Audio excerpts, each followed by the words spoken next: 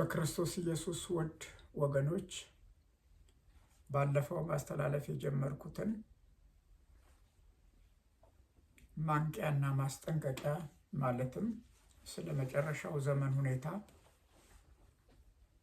ቤተ ክርስቲያን የሚያስጠነቅቅና የሚያዘጋጅ ነገሮችን ለቅዱሳን ማስተላለፍ እንዳለባት ለዓለም መናገር እንዳለባት ያነሳሁትን ሐሳብ እቀጥላለሁ።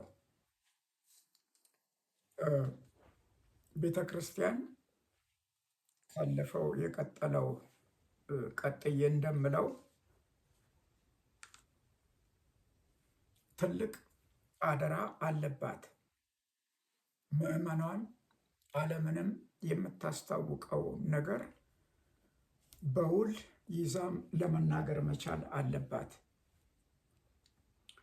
አደራዎቻችንን በሁለት የእግዚአብሔር ቃል ማስረጃዎች መናገር እፈልጋለሁ። በሁለተኛ ቆሮንቶስ ምዕራፍ 2 ከ14 እስከ 17 የእግዚአብሔር ቃል እንደዚህ ይላል።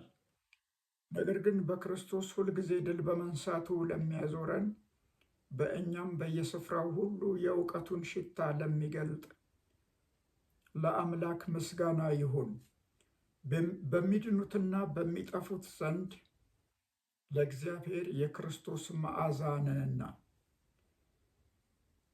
ለእነዚህ ለሞት የሚሆን የሞት ሽታ፣ ለእነዚያም ሕይወት የሚሆን የሕይወት ሽታ ነን።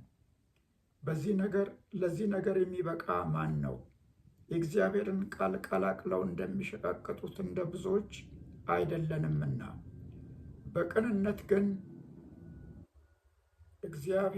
ከእግዚአብሔር እንደተላክን በእግዚአብሔር ፊት በክርስቶስ ሆነን እንናገራለን ይላል። ይህ ትልቁ የቤተ ክርስቲያን የቅዱሳን አገልጋዮች ተልእኮ ነው። ምዕራፍ 5 ላይ ደግሞ ለየት ባለ ሁኔታ ይናገራል። ሁለተኛ ቆሮንቶስ ምዕራፍ 5 ቁጥር 18 ጀምሮ እስከ 20 እንዲህ ይላል። ነገር ግን የሆነው ሁሉ በክርስቶስ ከራሱ ጋር ካስታረቀን የማስታረቅም አገልግሎት ከሰጠን ከእግዚአብሔር ነው። እግዚአብሔር በክርስቶስ ሆኖ ዓለሙን ከራሱ ጋር ያስታርቅ ነበርና በደላቸውን አይቆጥርባቸውም ነበር፣ በእኛም የማስታረቅ ቃል አኖረ።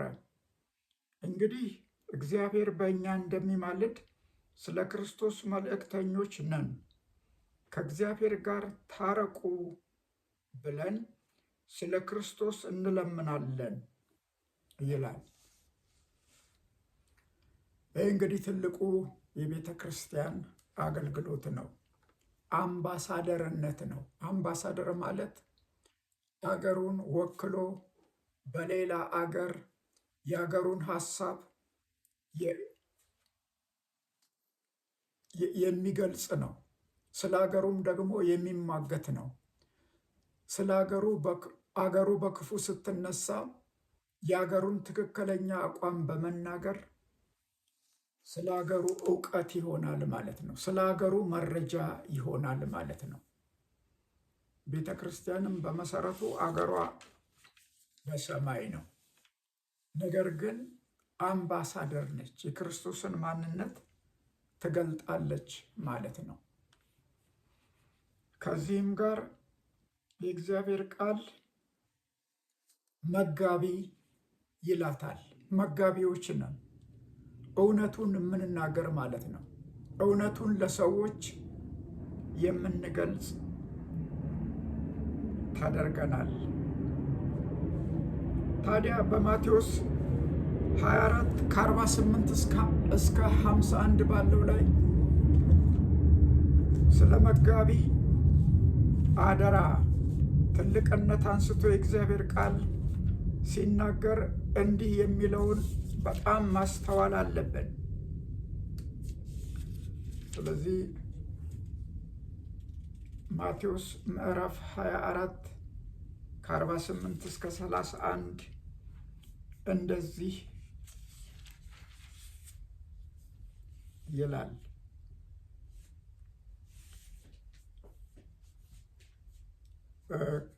ከ45 መጀመር አለብኝ፣ ይቅርታ። እንኪያስ ምግባቸውን በየጊዜው ይሰጣቸው ዘንድ ጌታው በቤተሰቦቹ ላይ የሾመው ታማኝና ልባም ባሪያ ማን ነው?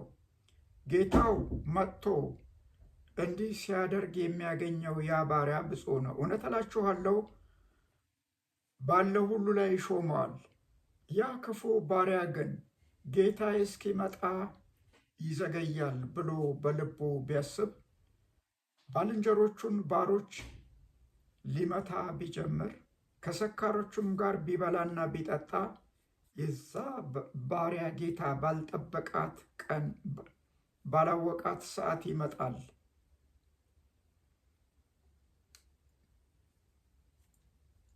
ከሁለትም ይሰነጥቀዋል፣ ዕድሉንም ከግብዞች ጋር ያደርግበታል። በዚያ ልቅሶና ጥርስ ማፋጨት ይሆናል ይላል። እንግዲህ መጋቢነታችን ትልቅ ጥንቃቄ ይጠይቃል ማለት ነው። ልንዝናና እንደፈለግን ልናስብ ሳይሆን የተሰጠንን አደራ የተሰጠንን አገልግሎት አሳምረን ፈጽመን መገኘት ይጠበቅብናል። ያ ካልሆነ መጨረሻችን አስፈሪ ነው። ስለዚህ ስለ ኢየሱስ ክርስቶስ ዳግም መምጣት ሌላ ጊዜ ልናወራ በዚህ ዘመን ለምን እናስባለን? ለምን ወደፊት እንገፋዋለን ጊዜውን? ይህ እንግዲህ የሀኬተኛ አገልጋይነት ምልክት ሊሆን ነው ማለት ነው። ምን አስበናል ማለት ነው? ጌታ ኢየሱስ ክርስቶስ እስኪመጣ ይዘገያል ብለን ካሰብን አደገኛ ነገር ነው። እግዚአብሔር ሕዝቡን በቅድስናና በንቃት እንዲቆሙ የሚያደርገው የጌታ የኢየሱስ ክርስቶስን መምጣት በማሳሰብ ነው። የዛሬ 2000 ዓመት ሐዋርያት በዛ ዝግጁነት ነው ለእግዚአብሔር ወንጌል የተሰዉት። የለም ይዘገያል ብለን ስናስብ ግን ስህተት ይመጣል። እንደ እግዚአብሔር እውነት መጋቢዎች የለም አሁን ሳይሆን ይዘገያል ብለን ስለ ጌታ መምጣት ካሰብን ምን እንደሚያመልጠን ልንገራችሁ። እውነትን ከኛ መስማት የሚፈልጉት ቅዱሳን በቸልታ ይሞላሉ። በቸልታ ሲሞሉ ደግሞ በጎን ብዙ የተጣመሙ ፍልስፍናዎች፣ ብዙ አደገኛ ሃይማኖቶች ሊወርሷቸው ይጀምራሉ። ከሰይፍ ፍርሃት የተነሳ የሚስፋፋ ክህደት እንዳለ እናውቃለን። በገንዘብ በአንድ ምሳ ሰውን በስህተት የሚያጠምቁ አሉ። ለዛች ምግብ ሲል ሰው የእነሱን ድግምት መማር ይጀምራል። ከድግምቱ ጋር ርኩስ መንፈስ ያን ሰው ቁጥጥር ስር ያውለዋል። ይሄን እናውቃለን። በጣም በትንሽ ነገር ነው ሰው የሚስተው። በጣም በትንሽ ፍልስፍና ነው ከእውነት መስመር ሰዎች የሚወጡት። የክህደት ፍልስፍናው እጅግ ያማረና በጥቅም የሚራመድ መሆኑን እናውቅ የለም? ይህንን ደብቀን ነው እንዴ ሰዎችን በእውነት መንገድ እናስኬዳለን የምንለው? ክህደት በግልጽ እየተስፋፋ ቅዱሳን በእንቆቅልሽ እየተሞሉ ቤተ ክርስቲያን እውነቱን ፍርጥ አድርጋ ለማድረግ ካለመቻሏ የተነሳ ድፍረት ከማጣታችን የተነሳ ስንት ሰዎች ናቸው ተጣመው ለእውነት ለመቆም የሚያቅታቸው? አንድ ምሳሌ ላንሳ። ከኑሮ ችግር የተነሳ ከሃዲውን አገባች አንዲት ክርስቲያን ልጅ። ወንድሞቻችን ሲፈልጉ አገኟት። ምንድን ነው ብለው ጠየቋት። አገባሁ፣ ብር ያለው ሰው አገባሁ አለች። ስለ እግዚአብሔር ያለውን እውነት ሁሉ እንደማያውቅ እንደ እንግዳ ሰው ሆነች። ያችን እህት እንዴት ነው ከዛ ማውጣት የሚቻለው? ከሃዲዎች በብር የናጠጡ ናቸው፣ ያገቧቸዋል። ትዳር ያጡትን እህቶቻችንን፣ ስራ ያጡትን ይወስዷቸዋል። በትንሽ ገንዘብ አስክደው በነሱ ውሸት አጥምቀው ከዛ በኋላ የጥፋት ባሪያዎች ያደርጓቸዋል። ከምን የተነሳ? ቤተ ክርስቲያን እውነትን ፍርጥ አድርጋ ለመናገር ካለመቻሏ፣ ዘመናት እንዳለቁ ማመላከት ስላቃተን፣ ለዘብተኞች ሆነን ስለኖርን፣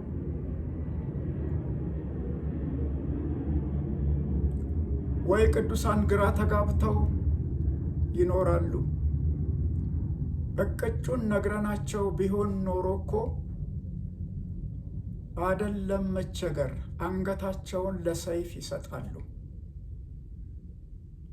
እውነቱን የነገርነው ሰው ሊያስክደው የሚመጣ ነገር በእውቀት ስህተት መሆኑን ካወቀ በፍጹም አያቅማማም። ካለማሳወቃችን የተነሳ ግን በጣም ምዕመናንን እያሳፈርን ነው። መልስ የሌላቸው ሰዎች ክህደት ከሚያስፋፉት ጋር ሲነጋገሩ ኢየሱስ ክርስቶስ ሰው ብቻ ሳይሆን አምላክም መሆኑን አረጋግጠው መናገር ስለማይችሉ በስድብ በቁጣ ነው የሚለያዩት። በስድብና በቁጣ ከተለያዩ ደግሞ ሕሊናቸው ውስጥ ምን ይቀራል? አልችልም የሚል ለካ አላውቅም። እንዲህ ሲሉ ባመኑት ማፈር ይጀምራሉ። ስለዚህ ኢየሱስ ክርስቶስ ሰውም አምላክም መሆኑን አበክሮ መግለጽ የማይችል ክርስቲያን ምኑን ቆመው? ካለማስተማራችን የተነሳ ነው። ክፍተት ፈጥረናል ወገኖች። ተቆጭተን ብንነሳ ጥሩ ነው። ስለዚህ ካሳወቅናቸው ሰው አማኞች ሕይወታቸውን ስለ እግዚአብሔር እውነት ይሰጣሉ፣ አያቅማሙ። ግን መሀል ቤት አንጠልጥለናቸዋል። ኢንፎርምድ አልሆኑም። በዙሪያቸው ስላለው የክህደት እንቅስቃሴ በጣም የተጠነቀቁ አይደሉም። በቀላሉ ይወጉብናል ማለት ነው። እግዚአብሔር ይቅር ይበለን። በነገራችን ላይ ይህን ሁሉ ብዬ የኢትዮጵያ ቤተ ክርስቲያን ከሌሎቹ ሲነጻጸሩ ከለዘብተኝነት የተጠበቀች ነች። ሰዶማዊነትን አልተቀበልንም። ክብር ለእግዚአብሔር ይሁን። ሰዶማዊነትን የኢትዮጵያ ቤተ ክርስቲያን ሙሉ ለሙሉ ማለት ይቻላል አልተቀበለችም። ይሄ በጣም ደስ የሚል ልብ የሚያሞቅ ነገር ነው። ይህን ስል ግን እየፈተነን ነው። አንዳንዶች ሊንደረደሩ ተዘጋጅተዋል ወደዛ። እሱ በጣም አደገኛ ነገር ነው። መከላከል አለብን። አሁንም ከክህደት መጠበቅ አለብን። ይህን ስል ግን በጣም ብዙ ችግር አለብን። ያም ችግር ለማስጠንቀቅ ችግር ውስጥ እስክንወድቅ ድረስ የተምታቱ ነገሮች፣ ያልጠሩ ነገሮች፣ የተለያዩ አስቸጋሪ አካሄዶች ውስጥ ነች የኢትዮጵያ ቤተ ክርስቲያን። ወንጌልን የሚበርዙ ሰዎች ለክብራቸው፣ ለጥቅማቸው በአቋራጭ ሀብታም ለመሆን በአቋራጭ ብዙ ምዕመን አስከትሎ ዓላማቸውን ለመፈጸም የምንጠነቀቅባቸው ነገሮች ብዙ ናቸው።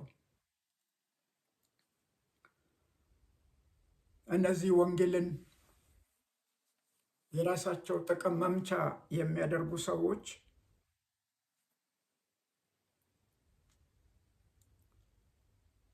ፈርተን ባለዝናና ባለክብር ስለሆኑ ፈርተን ማለፍ የለብንም። መጋፈጥ አለብን።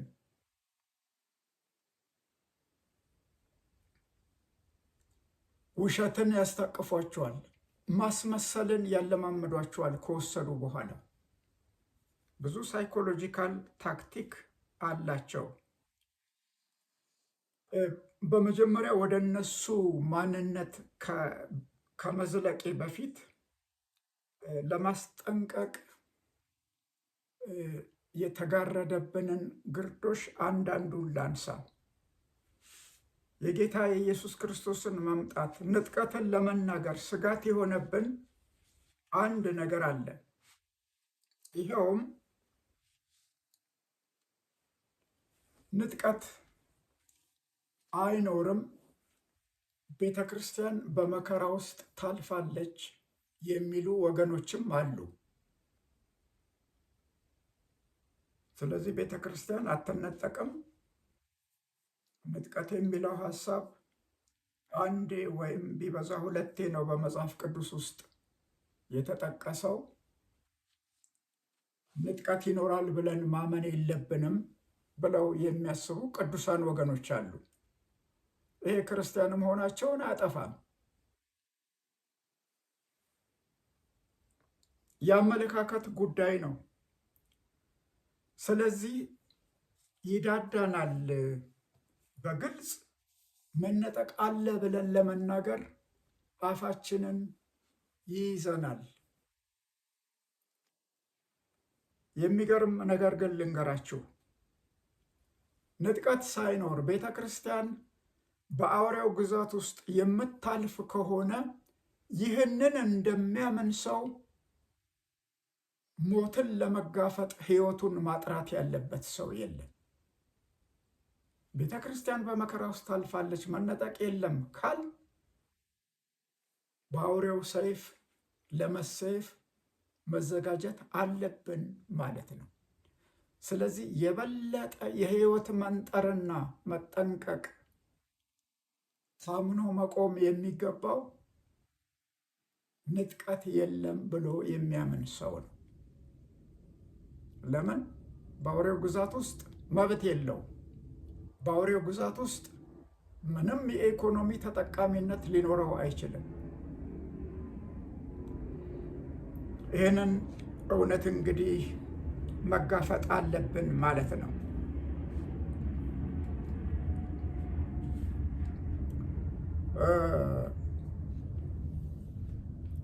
አውሬው በነገራችን ላይ እየመጣ ነው። የክርስቶስ ተቃዋሚ እየመጣ ነው።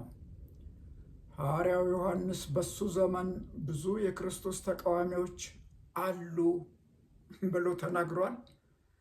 ይህ ዘመን ምንኛ የባሰ እንደሚሆን አስቡ። አውሬው ሊመጣ መንገድ እየተጠረገ መሆኑን፣ የክህደት መምጣት በደጅ መሆኑን፣ ክህደት ስራ ላይ እየዋለ መሆኑን ማሰብና መፍራት መጠንቀቅም አለብን ወገኖች ሆይ።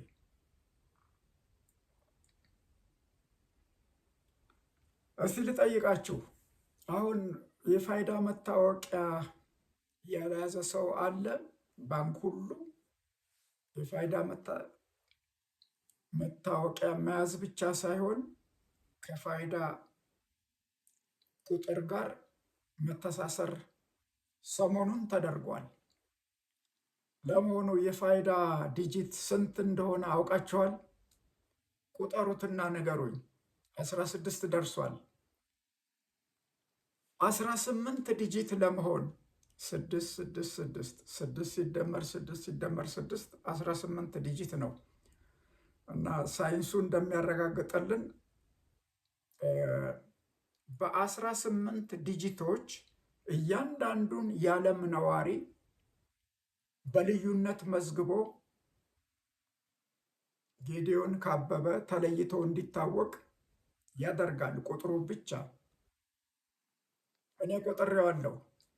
16 ዲጂት ነው አሁን የያዝነው የፋይዳ መታወቂያ። 6 ለመሙላት 2 ነው የቀረው። ምን ማለት ነው? ወደዛኛው ሲሄድ 18 ዲጂት ሲሆን በእርግጥ ዝም ብሎ 18 አይሆንም። የምንጠየቃት ጥያቄ ትኖራለች። ምናልባት ያ ጥያቄ አንተ ሰው የዚህ ዓለም ነዋሪ መሆን ትፈልጋለህ አትፈልግም የሚል ጥያቄ ለእያንዳንዱ ሰው መቅረብ አለበት። ነዋሪነት ይያያዛል ማለት ነው ከአውሬው አመጣጥ ጋር። እንግዲህ ቀላል ጊዜ ላይ አይደለንም። ጊዜያችን አልቋል። እኛ እያለን ንጥቀት ሳይሆን ይህንን እንጠየቅ ይሆን ወይ? እርግጠኛ አይደለንም። በነገራችን ላይ በቺፕስ ብዙ ሰዎች እየታተሙ ነው። ለብዙ ነገር ጥቅም አለው ቺፕሱ። ለሕክምና ትልቅ ጥቅም አለው። አሁን ወደፊት ገንዘብም ያንን ሰው በውስጡ ይዞ ምንም አይነት ካሽ ሳይዝ በራሱ ሰውነት ውስጥ ቺፕሱን ይዞ መገበያየት እንደሚቻል፣ ስልክም እንደዛ መጠቀም እንደሚቻል አዲስ ፍልስፍና እየመጣ ነው። እሺ፣ ይህንን እዚህ ላይ ትቼው እንነጠቃለን አንነጠቀም የሚለውን መስመር ይዘን መሄድ እንድንችል እንነጠቃለን ይላሉ የመጽሐፍ ቅዱስ የሚለውን እናንሳ። የኔ አቋም መጽሐፍ ቅዱስ እንደሚል እንነጠቃለን ነው። ስለዚህ የኔ ዝግጅት በአውሬው ግዛት ውስጥ ለማለፍ ሳይሆን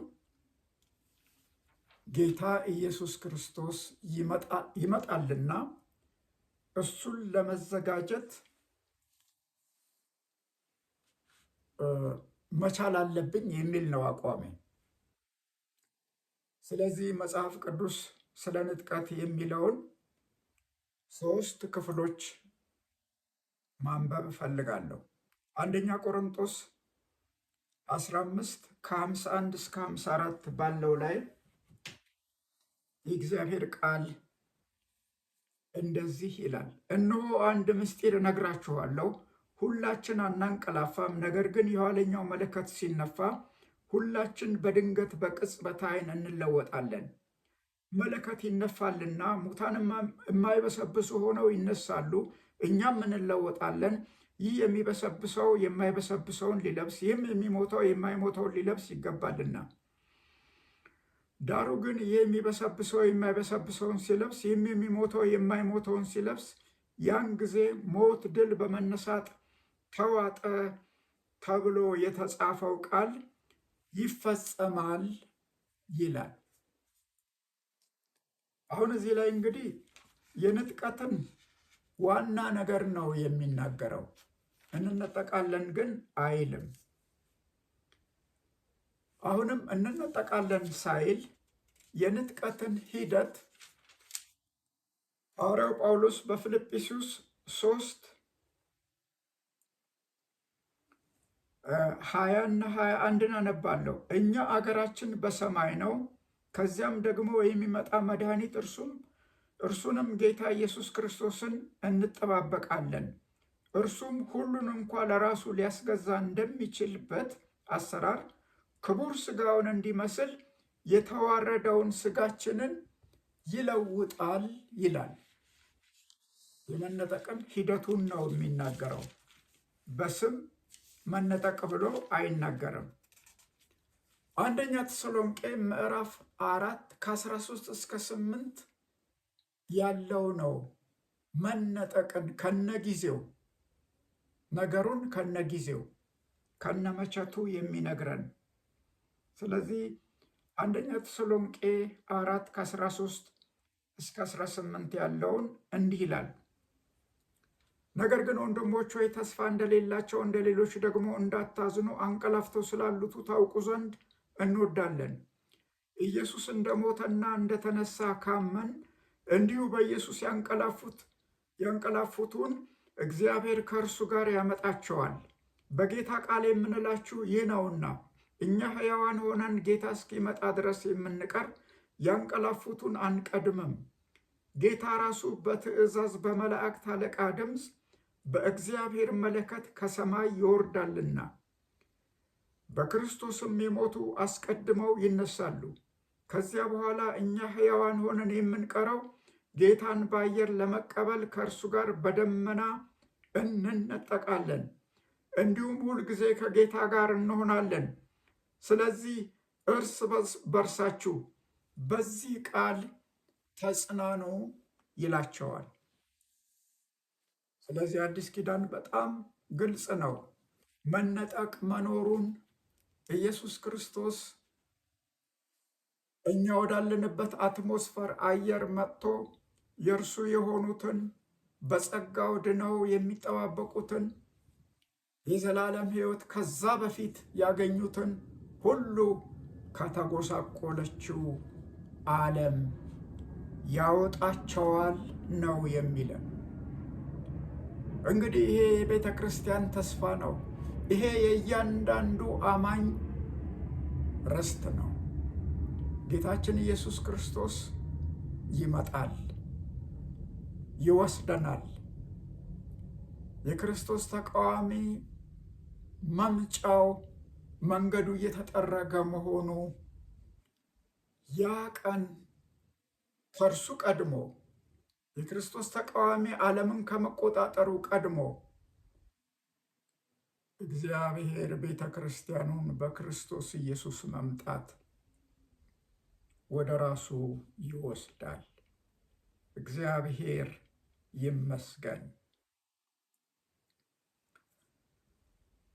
ይሄ የጌታችን የኢየሱስ ክርስቶስ የራሱ ትምህርት ነው።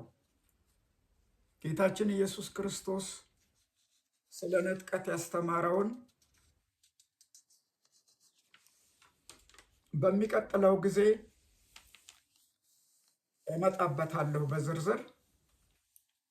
ዛሬ ግን ይህ መነጠቅ የምንለው ምን ያህል በደጅ እንደሆነ ጥቂት ማስረጃዎች ሰጥቻችሁ ላክትም።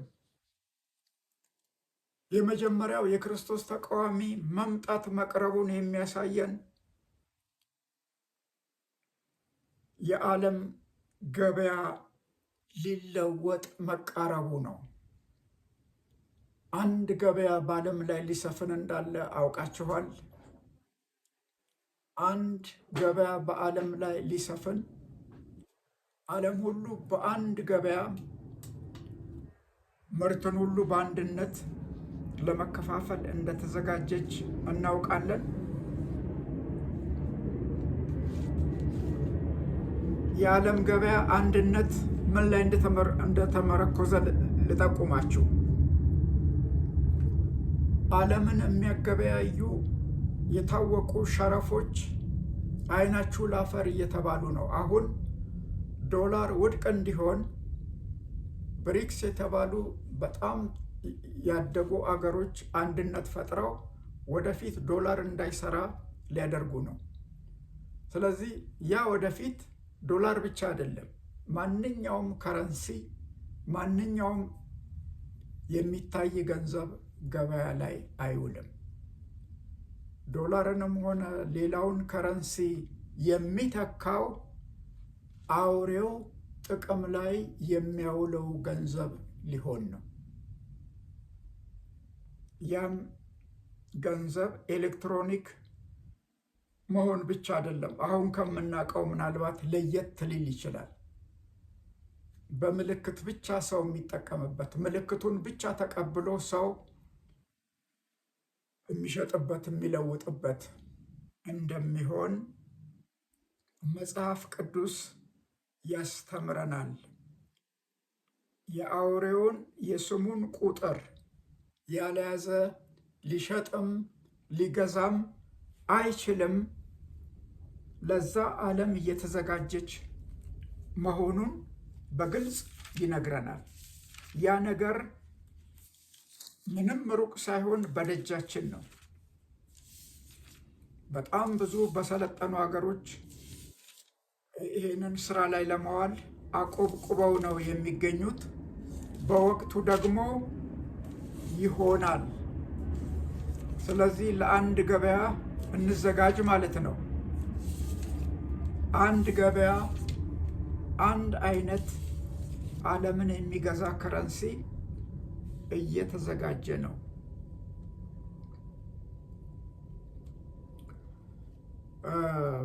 ራእይ 13 ቁጥር 16 እንዲህ ይላል፣ ታናናሾችም ታላላቆችም ባለጠጋዎችም ድሆችም ጌታዎችና ባሪያዎችም ሁሉ በቀኝ እጃቸው ወይም በግንባራቸው ምልክት እንዲቀበሉ የአውሬውም ስም ወይም የስሙ ቁጥር ያለው ምልክት የሌለበት ማንም ሊገዛ ወይም ሊሸጥ እንዳይችል ያደርጋል ይላል። ይሄ ስራ ላይ ሊውል ተጠንቶ ያለ ነገር ነው።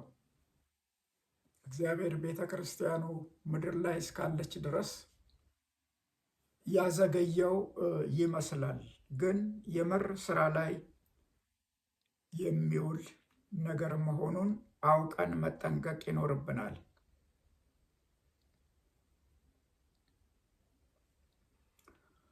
ሌላኛው የሃይማኖት መመሪያው ነው። የክርስቶስ ተቃዋሚ የሃይማኖት ዝግጅት አለው። ይህም ማለት የዓለም ሃይማኖት ሁሉ አንድ እንዲሆን፣ ወደ አንድ እንዲጠቃለል ያደርጋል። ለምን? ለተወሰነ ጊዜ ሃይማኖት እንዳልጠፋ እንዲመስል፣ እንዳልካደ እንዲመስል። ይኸው ሃይማኖቶች ሁሉ በነፃነት እየሰሩ ነው። እንትንም ሃይማኖት አለ፣ እንትንም ሃይማኖት አለ፣ እንትንም ሃይማኖት አለ እንዲባል በኒውዮርክ አንድ ዓለም አቀፍ ሃይማኖት ከተቋቋመ ቆይቷል። በቅርብ ደግሞ አቡዳቢ ያው ተደግሟል። መቅደስም ተሰርቶላቸዋል። ሁሉም ሃይማኖቶች በአንድነት እንዲያመልኩ።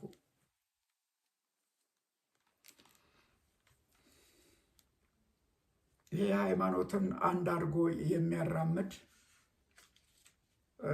በራእይ ምዕራፍ 17 ላይ በጉልህ ተቀምጦ እናያለን። የዓለም አንድ ሃይማኖት ተብላ የምትቆጠረው ራእይ ምዕራፍ 17 ላይ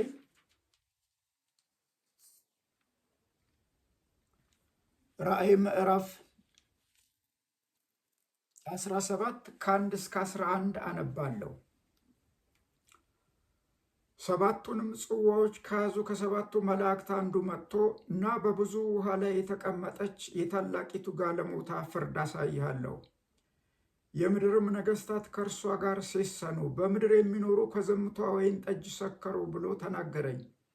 በመንፈስም ወደ በረሃ ወሰደኝ። የስድብም ስሞች በሞሉበት 7 ራሶችና 10 ቀንዶች ባሉት በቀኝ አውሬ ላይ አንዲት ሴት ተቀምጣ አየሁ። ሴቲቱም በቀይና በሐምራዊ ልብስ ተጎናጽፋ በወርቅና በከበሩ ድንጋዮች በዕንቁዎችም ተሸልማ ነበር። በእጇም የሚያስጸይፍ ነገር የዝሙት ርኩሰት የተሞላበት የወርቅ ጽዋ ያዘች። በግንባሯም ምስጢር የሆነ ስም ታላቂቱ ባቢሎን የጋለሞታዎች እና የምድር ርኩሰት እናት ተብሎ ተጻፈ። ሴቲቱም በቅዱሳን ደምና በኢየሱስ ምስክሮች ደም ሰክራ አየኋት። ባየኋትም ጊዜ እጅግ ታላቅ ድንቅ አደነቁ። መልአኩም አለኝ፣ የምትደነቅ ስለምንድን ነው? የሴቲቱን ምስጢር እና የሚሸከማትን 7 ራሶችና 10 ቀንዶች ያሉት የአውሬ ምስጢር እኔ እነግርሃለሁ። ያየው አውሬ አስቀድሞ ነበረ፣ አሁንም የለም፣ ከጥልቁም ይወጣ ዘንድ አለው፣ ወደ ጥፋትም ይሄዳል። ስሞቻቸው ከዓለም ፍጥረት ጀምሮ በሕይወት መጽሐፍ ያልተጻፉ በምድር የሚኖሩ አውሬው አስቀድሞ እንደነበረ አሁን እንደሌለ ነገር ግን እንዳለ ሲያዩ ያደንቃሉ። ጥበብ ያለው አእምሮ በዚህ ነው። 7ቱ ራሶች ሴቲቱ የተቀመጠችባቸው 7 ተራራዎች ናቸው። 7 ነገሥታት ደግሞ ናቸው። 5ቱ ወድቀዋል፣ አንዱ አለ፣ የቀረው ገና አልመጣም። ሲመጣም ጥቂት ጊዜ ሊቆይ ይገባዋል። የነበረውና የሌለው አውሬ ራሱ ደግሞ 8ኛ ነው፣ ከ7ቱም አንዱ ነው። ወደ ጥፋትም ይሄዳል። ያየሃቸው 10ሩ ቀንዶች ገና መንግስታት ያልተቀበሉ 10 ነገሥታት ናቸው። ዳሩ ግን ከአውሬው ጋር ለ1 ሰዓት እንደ ነገሥታት ስልጣን ይቀበላሉ። እነዚህም አንድ ሐሳብ አላቸው። ኃይላቸውንና ስልጣናቸውን ለአውሬው ይሰጣሉ። እነዚህም በጉን ይዋጋሉ። በጉም የጌቶች ጌታና የነገሥታት ንጉሥ ስለሆነ እነርሱን ድል ይነሳል። ከእርሱም ጋር ያሉ የተጠሩ የተመረጡ የታመኑ ደግሞ ድል ይነሳሉ አለኝም። ጋለሞታይቱ የተቀመጠችባቸው ያያቸው ውሃዎች ወገኖችና ብዙ ሰዎች አሕዛብም ቋንቋዎችም ናቸው። ያያቸው 10 ቀንዶችና አውሬዎች ጋለሞታይቱን ይጣላሉ፣ ባዶውን ራቁቷን ያደርጓታል፣ ስጋዋንም ይበላሉ፣ በእሳትም ያቃጥሏታል ይላል። እንግዲህ ልብ ማለት ያለብን ይቺ የተጠቀሰችው አመንዝራ ሴት ፖለቲካ አይደለችም። ከነገስታት ጋር ትቆጠር ነበረ። በነገስታት ነው የምትጠቀመው። የነገስታት ምንድን ነው ዓለም ስልጣናቸውን እንዲቀበል ለአውሬው መሳሪያ የምትሆን ነች። ስለዚህ የሃይማኖት ድርጅት ነች። ሃይማኖቷ ግን እንደምናየው ውሸት ነው። ለምን? እርኩሰት የተሞላች የእርኩሰት እናት ነች። ሃይማኖቷ ከርኩሰት አላዳናትም ማለት ነው። ስለዚህ የውሸት ሃይማኖት ነው። ስለዚህ የምድር ነገስታት የሚፈጥሩት አንድ ሃይማኖት የውሸት መሳሪያ ነው፣ የዲያብሎስ መጠቀሚያ ነው። ከዚህ በኋላ አውሬው እየመጣ ዓለምን እየተጫነ ሲሄድ ይሄ አንድነት ነው የወንጌል ጠላት ሆኖ በቅዱሳን ደም ሰክራ አየኋት የሚለን። ስለዚህ ሃይማኖት ወደዚህ ስህተት ውስጥ እያመራ ነው።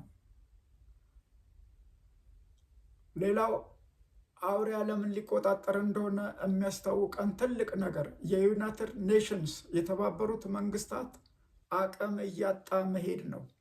የተባበሩት መንግስታት እስከ ቅርብ ጊዜ ድረስ ዓለምን በጥሩ ሁኔታ እያስተባበረ ነበረ።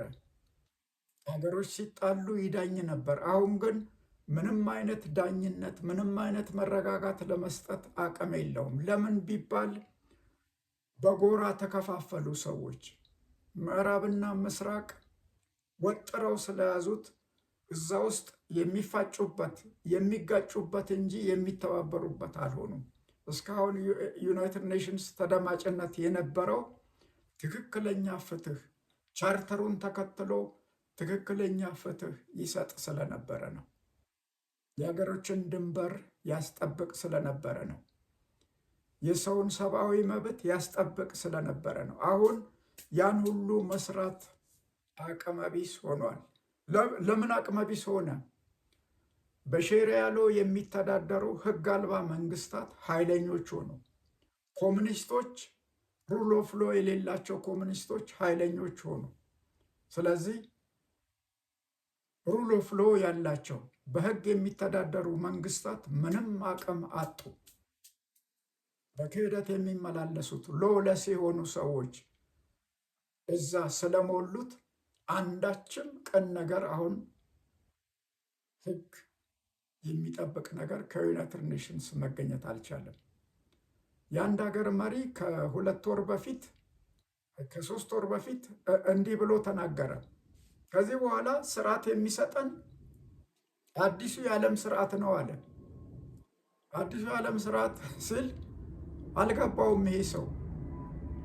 የነበረው ቀርቶ አዲስ መፈጠር አለበት ማለቱ ነው። በፍጹም አይቀርም፣ እውነቱን ነው።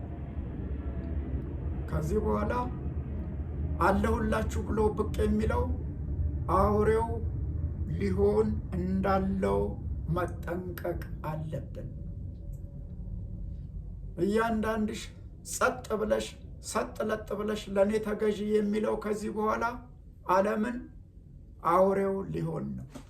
ይሄ በፍጹም ልናመልጠው የማንችል አካሄድ ነው። ወደዚህ እየተንደረደርን ነው ያለ ነው። እግዚአብሔር ይመስገን። ከዛ በፊት ግን የእግዚአብሔር ሕዝብ ቅዱሳን እንነጠቃለን። ኢየሱስ ይመጣል።